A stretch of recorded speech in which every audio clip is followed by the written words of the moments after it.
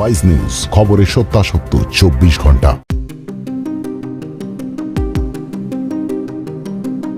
স্কুলে ছুটি পাওয়ার জন্য এক 6 বছরের খুদে পড়ুয়াকে পাথর দিয়ে মাথা থেতলে খুন করলো 8ম শ্রেণীর এক ছাত্র।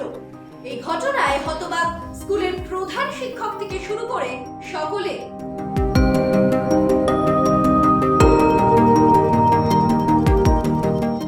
সিঙ্গারা খাওয়ানোর লোভ দেখিয়ে নিহত ছাত্রটিকে পুকুর ধারে নিয়ে যায় 8ম শ্রেণীর ছাত্রটি।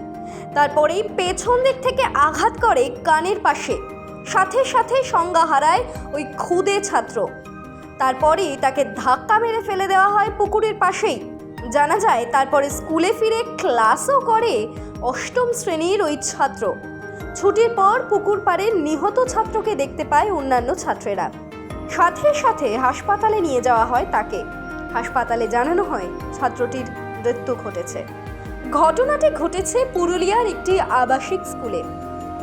স্কুলের প্রধান শিক্ষকের বক্তব্য, এমন ঘটনা ঘটতে পারে তা কারোরই মাথাতে আসেনি। ফলে টিফিনের সময় 2 ছাত্রের স্কুল থেকে বেরিয়ে যাওয়ার ঘটনাটি প্রথমে এড়িয়ে যাওয়া হয়েছে। এই ঘটনার পরিপ্রেক্ষিতে পুরুলিয়া মেডিকেলের মনোরোগ বিশেষজ্ঞ দেবদীপ চক্রবর্তী জানান, ছেলেটি মানসিক রোগের শিকার। এই রোগের নাম অ্যাটেনশন ডেফিসিট হাইপার ডিসঅর্ডার। এক্ষেত্রে মনের অবচেতনে এমন হিংসা জন্মায় যে অন্যায় করার পরবর্তী ফলাফল কী হতে পারে এ কথা মাথায় থাকে না। আপাতত 8ম শ্রেণীর ওই পড়ুয়া পুলিশি হেফাজতে।